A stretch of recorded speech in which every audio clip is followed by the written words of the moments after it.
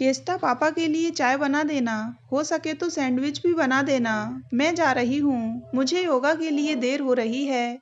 कहती हुई योगिता जी scooty start कर चली गईं। उन्होंने पीछे मुड़कर भी नहीं देखा, न उन्होंने चेष्टा के उत्तर की प्रतीक्षा की। योगिता जी मध्यम वर्गीय सांवले रंग की महिला हैं। पति योगेश बैंक में क्लर्क हैं। अच्छी खासी तनख्वाह है। उनका एक बेटा है, उसका नाम युग है। घर में किसी चीज की कमी नहीं है।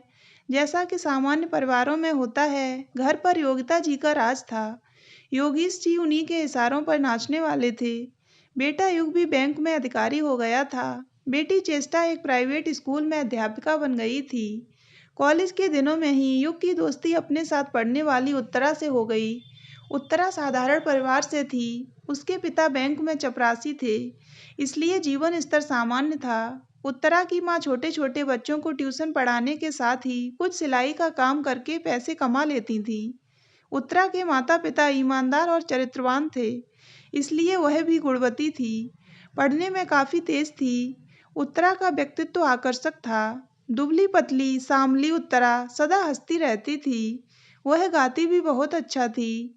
कॉलेज के सभी सांस्कृतिक कार्यक्रमों में उद्घोषणा का कार्य वही करती थी। उसकी बड़ी बड़ी कजरारी आंखों में गजब का आकर्षण था। उसकी हंसी में युग ऐसा बंधा कि उसकी माँ के तमाम विरोध के आगे उसके पैर नहीं डगमगाए, और वह उत्तरा के प्यार में माँ बाप को भी छोड़ने को तैयार हो गया।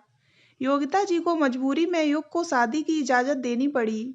कोर्ट मैरिज कर चुके युग और उत्तरा के विवाह को समाज की स्वीकृति दिलाने के लिए योगिता जी ने एक भव्य पार्टी का आयोजन किया। समाज को दिखाने के लिए बेटे की जिद के आगे योगिता जी झुक तो गईं, लेकिन दिल में बड़ी गांठ थी कि उत्तरा एक चपरासी की बेटी है। दहेज में मिलने वाली नोटों की भारी गड्डियां और ट्रक भरे सामान के अरमान मन में ही रह गए।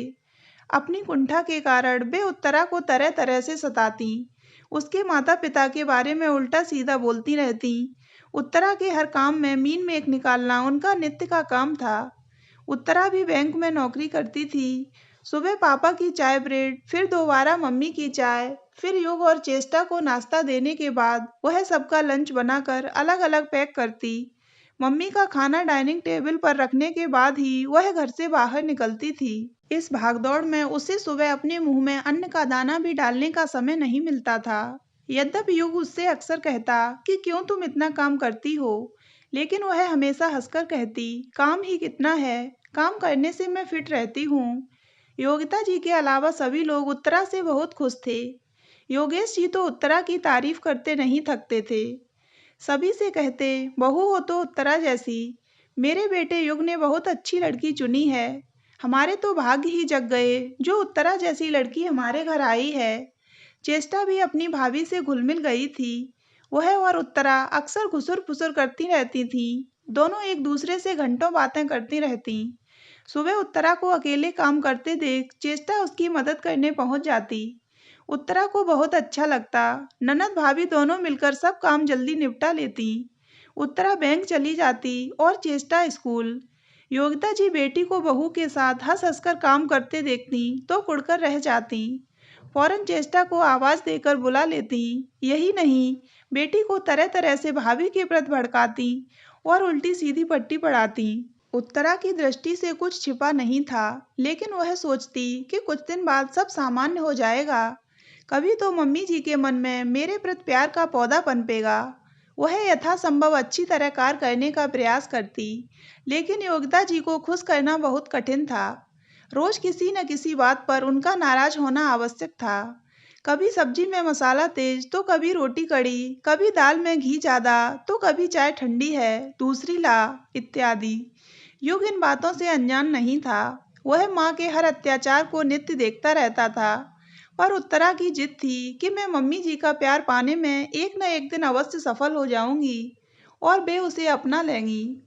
योगिता जी को घर के कामों से कोई मतलब नहीं रह गया था, क्योंकि उत्तरा ने पूरे काम को संभाल लिया था। इसलिए वह कई सभा संगठनों से जुड़कर समाज सेवा के नाम पर यहाँ वहाँ घूमती रहती थी। योगिता जी चेष्टा की शादी को लेकर परेशान रहती थीं, लेकिन उनके ख्वाब बहुत ऊंचे थे। कोई भी लड़का उन्हें अपने स्तर का नहीं लगता था। उन्होंने कई जगह शादी के लिए प्रयास किए, लेकिन कहीं चेष्टा का सांवला रंग, कहीं दहेज का मामला, बात नहीं बन पाई। योगिता जी के ऊंचे ऊंचे सपने चेष्टा की शादी में आड़े आ रहे थे। धीरे धीरे चेष्टा के मन में कुंठा जन्म लेने लगी। उत्तरा और युग को हंसते देखकर उसे ईर्ष्या होने लगती थी। चेष्टा अक्सर झुंझला उठती। उसके मन में भी अपनी शादी की इच्छा उठती थी। उसको भी सजने संवरने की इच्छा होती थी। चेष्टा के तैयार होते ही योगिता जी की आंखें टेढ़ी होने लगती। कहती, शादी के बाद सजना, कुंवारी लड़कियों को सजना धजना ठीक नहीं। चेष्टा यह सुनकर क्रोध से उबल पड़ती, लेकिन कुछ बोल नहीं पाती। योगिता जी के कड़े अनुशासन की जंजीरों में जकड़ी रहती। योगिता जी उसके पल पल का हिसाब रखती। पूछती, स्कूल से आने में देर क्यों हुई, कहाँ गई थी और किससे मिली थी। योगिता जी के मन में हर क्षण संशय का कांटा चुभता रहता था।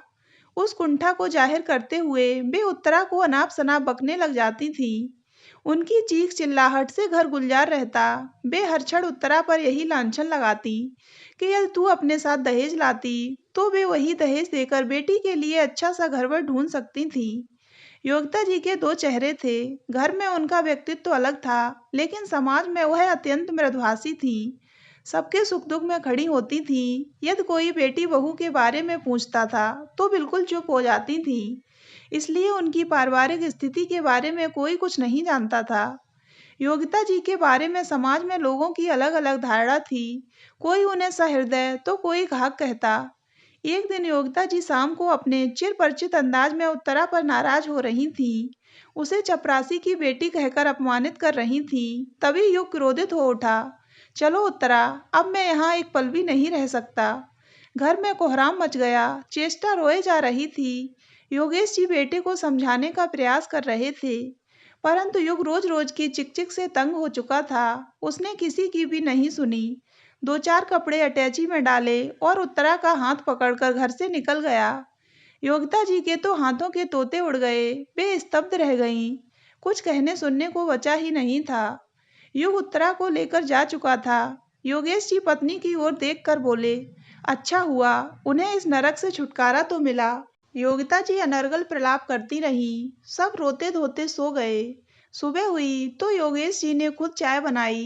बेटी और पत्नी को देने के बाद घर से निकल गए। चेष्टा ने जैसे तैसे अपना लंच बॉक्स बंद किया और दौड़ती भागती स्कूल पहुंची। घर में सन्नाटा पसर गया था। आपस में सभी एक दूसरे से मुंह चुराते। चेष्टा सुबह शाम रसोई में लगी रहती। घर के कामों का मोर्चा उसने संभाल लिया था, इसलिए योगिता जी की दिनचर्या में कोई खास असर नहीं पड़ा था। वे वैसे भी सामाजिक कार्यों में ज्यादा व्यस्त रहती थीं। घर की परवाह ही उन्हें कहाँ थी। योगेश जी से जब भी योगिता जी की बातचीत होती, चेष्टा की शादी के बारे में बहस हो जाती। उनका मापदंड था कि मेरी एक ही बेटी है, इसलिए दामाद इंजीनियर, डॉक्टर या सीए हो, उसका बड़ा सा घर हो, लड़का राजकुमार सा सुंदर हो, परिवार छोटा हो आदि। पर तमाम शर्तें पूरी होती नहीं दिखती थीं। चेष्टा की उम्र 30 से ऊपर हो चुकी थी। उसका सांवला रंग अब काला पड़ता जा रहा था। तनाव के कारण चेहरे पर अजीब सा रूखापन झलकने लगा था। चिड़चिड़ेपन के कारण उम्र भी ज्यादा दिखने लगी थी। उत्तरा के जाने के बाद चेष्टा गुमसुम हो गई थी। घर में उससे कोई बात करने वाला नहीं था।